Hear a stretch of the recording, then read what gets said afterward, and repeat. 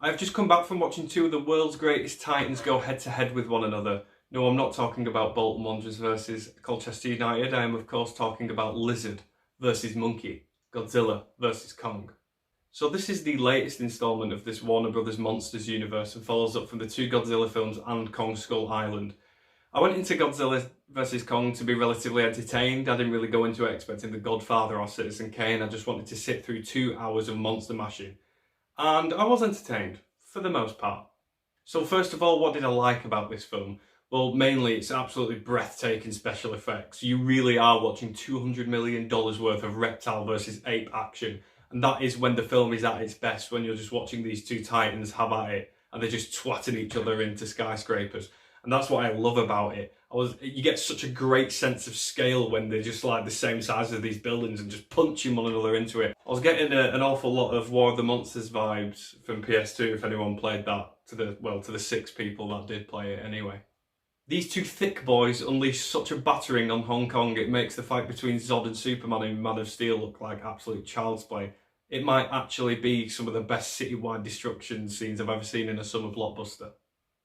However, this franchise as a whole to me has felt a little bit conflicting tone-wise, especially if you watch them all in such a short space of time as I have leading up to this film. The 2014 Godzilla film by Garth Evans was a very serious take on the classic monster. It was very grounded, very boots on the ground, and a lot of people didn't like it. A lot of people said that Godzilla was barely in the film.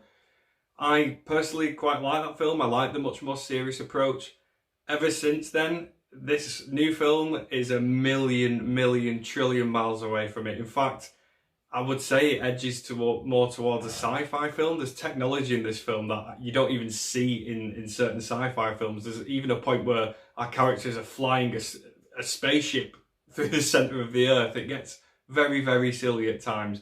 But I know this has a very dedicated fan base, and I know that's what people wanted from the start. So if you did want something a bit sillier, something a little bit less serious, you are going to like this an awful lot more than Garth Evans' 2014 Godzilla. In terms of negatives, I'd say that this suffers from the same problems as previous entries in this franchise, and that's the painfully bland human characters.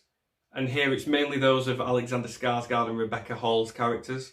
And it's not as if the performances are bad from any of the actors here, it's just that every time the story shifted back to them, I was just thinking to myself, oh, can we please get back to the monkey bashing?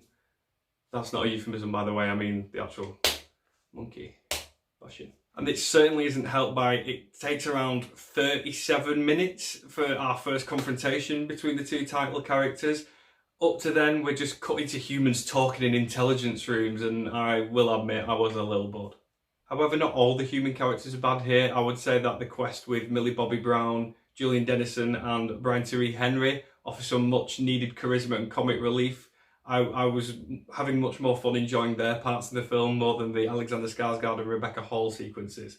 However, it does feel a little bit detached from everything else.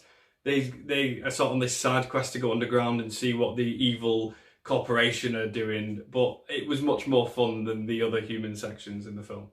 So I would say it's worth your time. If you're a fan of this franchise, I'd say it's certainly worth watching. I think if you found that 2014 Godzilla film a little bit too boring, you might have an awful lot of fun here. I'm going to give Godzilla vs Kong 3 stars. Thank you very much for watching. Please like and subscribe and all that cringy shit that I don't like saying. Stay tuned. I am going to be releasing my first podcast very soon. I am just looking out to get a microphone. And also we are going to be looking at our first video game content soon as well. So thank you very much and I'll see you next time.